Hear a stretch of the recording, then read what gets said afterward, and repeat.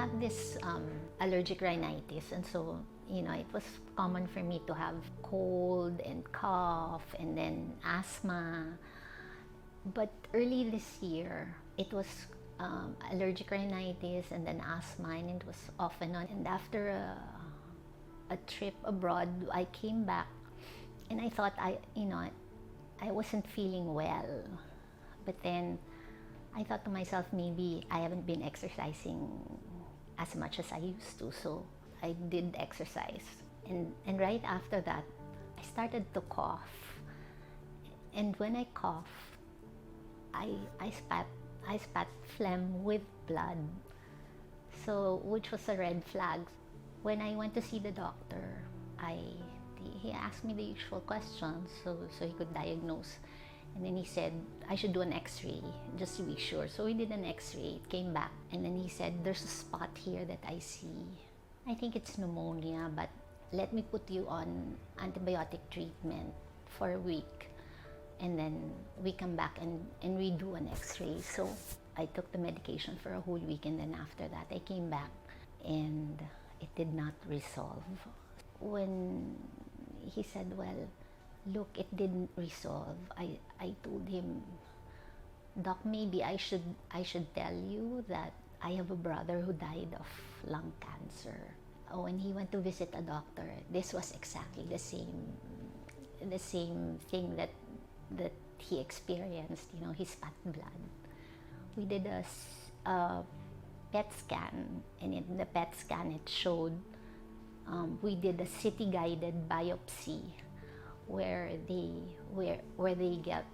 got the tissue sample from the core of the mass, and that yielded really I was told that it was cancer.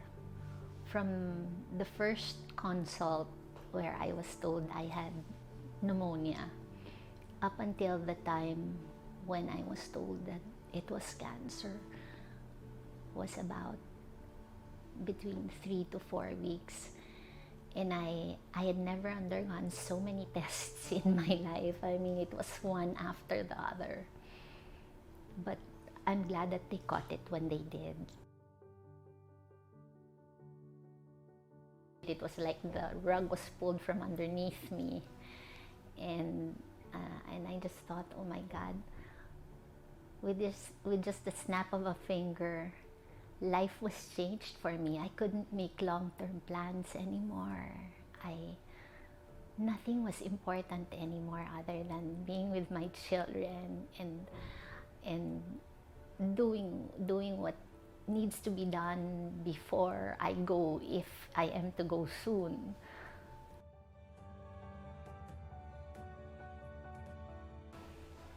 Well, it was very emotional. Of course, they cried. The one thing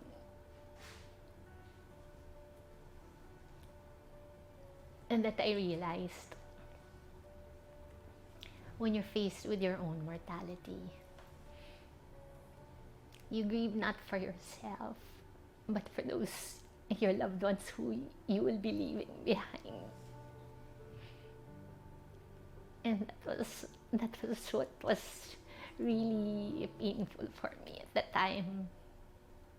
The thought that I would have to leave my 2 children behind.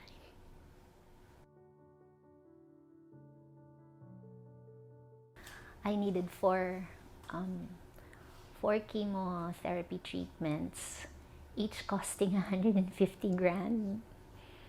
And then after that, I am to undergo thoracoscopic surgery where they take out the mass. After which they hit me with radiation just to be sure that if there are any more cancer cells that are left there, the radiation would zap it. But understand that in between treatments there are diagnostics involved, and it's really a lot because prior to chemo they have to check on your blood works, they have to check your creatinine, and then you do the chemo, and then plenty other things that they monitor after every treatment. So far, I've already breached the million mark from April. We're only in September, and I haven't even done the thoracoscopic surgery yet. So it is going to cost a lot of money. Fortunately for me, I provided for this day, and I took out a good medical insurance policy long ago. I mean, I was young and healthy when I took out this policy, and I've been paying for it every year, and it has proven me correct because now I'm not having to worry about spending a single penny on my medical needs, and I can choose the best medical care available. I can choose the best doctor and not have to worry about the cost of financing it. My father was never a believer in insurance, and of course, when his time came and he was getting sick, there was no medical insurance to dip into. Luckily for us, we were 6 in the family, and we could all pitch in for my father's medical needs, and there was the business that also funded most of his medical needs. But looking back at that, and my brother getting sick with cancer, and having to spend so much money on medication, I thought to myself, I didn't want my children having to go through something like this if I ever get sick. So I think it was 2001 or in 2002, I decided I was going to get myself a good medical insurance plan. And so from that time on, I've been a Blue Cross policy holder. It was at that time Blue Cross, now Pacific Cross.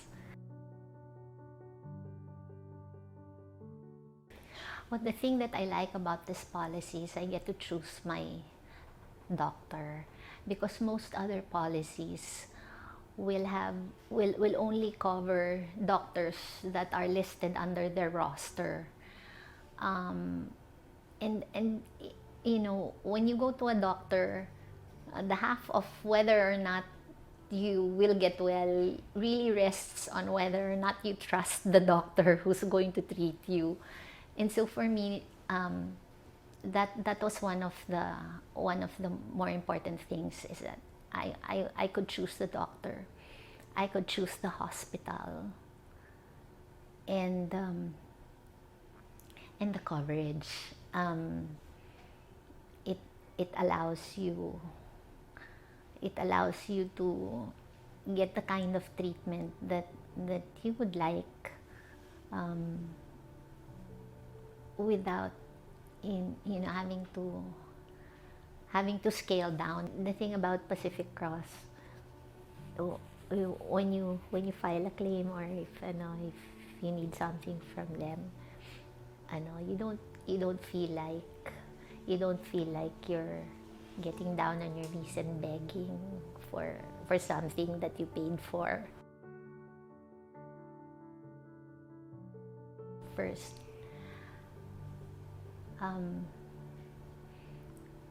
we are all going to die one day.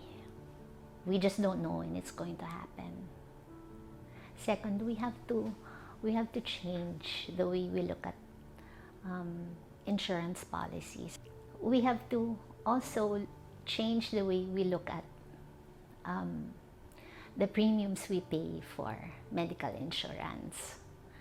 We have to stop looking at it as an expense, because what you're doing is providing for a future need, in fact. when you pay premiums on your medical insurance. And this is something that I did several years ago, and it's something that's worked very well for me now. I mean, my children don't need to worry about where they're going to get the money for my treatment. I don't have to be dipping into whatever I've put away for my children, just so I can get well. All of us can concentrate on just choosing the treatment and making sure that we work toward our goal of healing. Just imagine the burden of having to deal with an illness and not having the money to pay for the treatment that the illness requires. Imagine the guilt and the turmoil that it will bring, not just you, but the members around you, family members around you. Not, of them feeling that they failed you because they're unable to help you get well because they don't have the money to pay for your treatment. I've been walking advertisement for for Pacific Cross without you knowing it, because I've really experienced how I have not spent a single penny on my treatment since diagnosis. And so to me, it's something that's so real. It's not just a promise. It's a policy that I've tried, and it's worked. And I've, every time I talk to people and they ask me, so how are you funding all? Because that's the very first question that you get after people find out that you have cancer, because they know that it's an expensive illness to treat. And I tell them that I provided for this day by buying myself a good policy from Pacific Cross. And now I'm enjoying the benefits of owning one, getting good treatment without the worries, and being able to concentrate on just my well-being. My hope is that I'm able to see my grandchildren grow up and get married. Sige na, hindi ko nahingi na makita yung magiging anak nila because that may be asking too much.